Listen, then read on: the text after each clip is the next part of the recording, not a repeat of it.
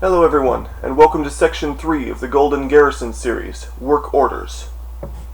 Now work orders aren't particularly profitable, but I know a few tricks to help you get some decent gold out of them, and I'll explain them here.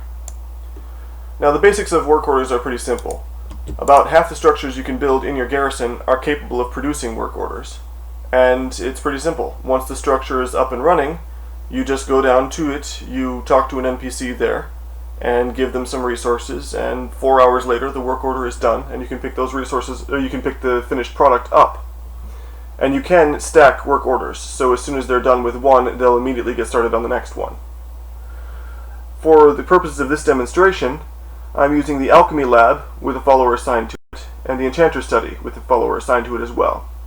Now you don't have to have followers assigned to these structures, but the follower does increase the yield by a significant amount. If the follower is level 100, it doubles the yield, so you always want to assign a 100 follower to each structure that you use work orders with. You can also get work orders at War Mill, which I don't currently have built, the Trading Post, which is a big thing that I'll have to explain at the end, it's very, very important, the Herb Garden, and the Garrison Mine. And I'll explain each of these as I go to them. Now, you can have a maximum number of work orders that depends on two things. First, the level of the structure in question. Level 1 structures can store up to 7 work orders at once. Level 2, 14, level 3, 21. And you can increase that further by building a storehouse, if you have an extra space. I don't in this garrison, but when Legion comes out, I plan on replacing one of these two structures with a storehouse just to cover that.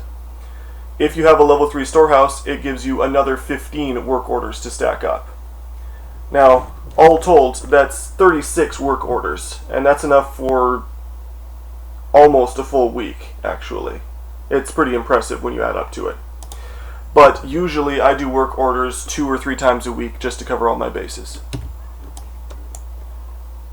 Now, obviously, the Alchemist Study requires herbs, of course. But the reason I plant only frostweed herbs in my garrison garden is for this reason alone. The Alchemy Lab takes only frostweed. So I talked to Kiana Tone here, and she's the one who starts the work orders. And when they're done, they show up here. So let me pick up my currently completed load. That's 20 alchemical catalysts and the extras, some sorcerous water. Now I have 5 work orders available and a bunch of frostweed to spend, so I'm just going to create all. And now I have no work orders available, and the next one will be done in 54 minutes. Remember, the fact that I have an alchemist assigned here doubles the total yield I get. Otherwise I would get half as much. The Enchanter Study is pretty much exactly the same thing.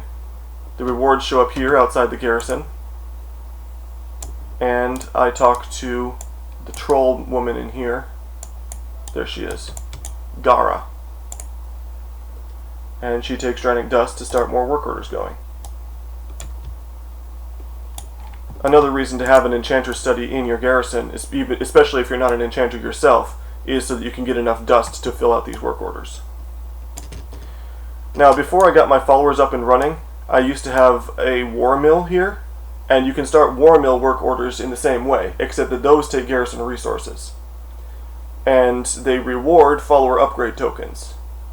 But once you get a follower group up to maximum equipment, you really don't need the War Mill anymore, and you can do without it. Now, like I said, the trade post is pretty important, so I'll cover that last.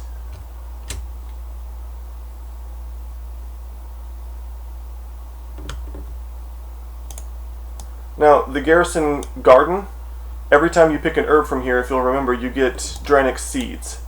And Dranic Seeds can be turned in 5 at a time for random amounts of herbs that you get here. I've already picked those up for today, so I can't show you.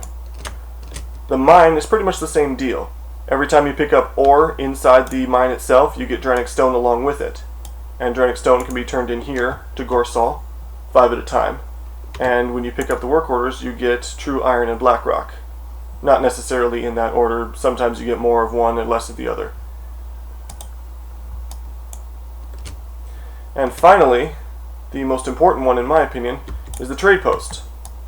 Now the trade post isn't like the others. It doesn't take any specific resource. It takes a random one that's derived every morning.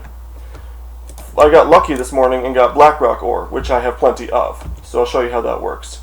I pick up the available garrison resources. I go in here and talk to Fela and spend some Blackrock ore to get more work orders going. But she covers the gamut of all sorts of different resources. Herbs, ore, fur, even some fish. And if you see the crescent saberfish flesh one up here, I wouldn't do that if I were you. She requires 20 crescent saberfish flesh per work order.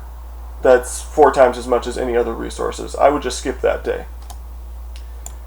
Now remember, you can stack work orders up, and because I've got a level 3 trade post, I've stacked 21 work orders for the trade post.